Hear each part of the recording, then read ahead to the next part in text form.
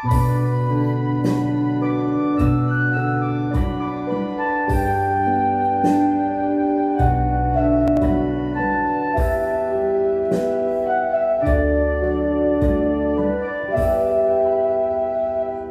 ផ្ញើ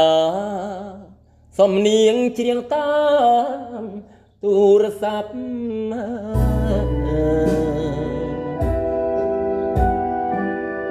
រៀបរាប់រឿងពិតគ្រាដែលកន្លងច្រើនឆ្នាំផុតទៅនៅចាំចងពាក់ពេជ្រនួនល្អជាប់ក្នុងអារម្មណ៍ឈោកជ្រៃចង្ហាចាជាប់ដួងចិត្ត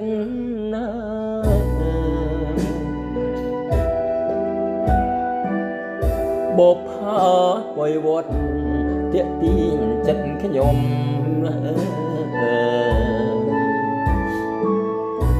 ភូមិបឹង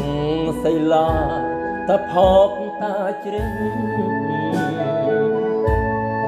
នឹកស្រស់ព្រលឹងកាលនៅវ័យក្មេងនឹកសំណាញញឹមសំដីរស់រីភក្ត្រាឆំឆាយរឹងពីសំរម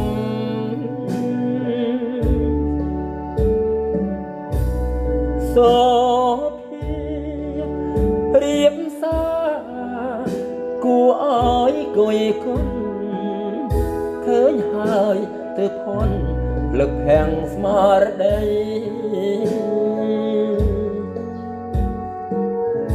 ស្ដាយណាស់ស្ដាយយើងមិនបានជួបគ្នា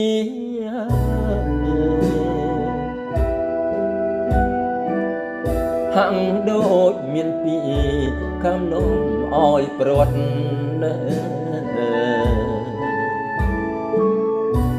តែចិត្តនៅនឹកសង្សារកំសត់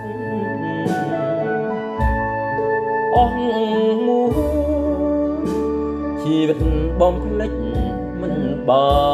ន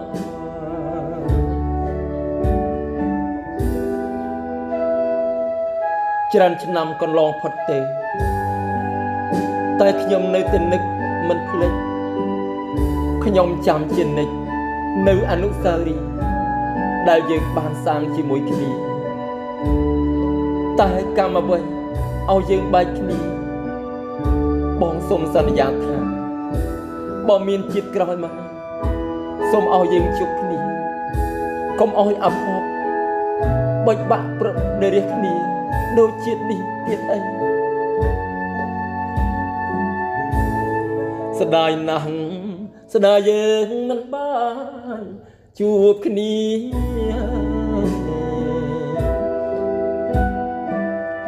ហាក់ដូចមានពីកំណុំអោយព្រាត់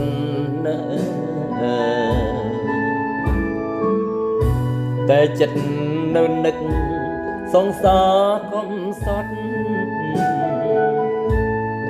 អស់មួយជីវិតបំភ្លេចមិនបាន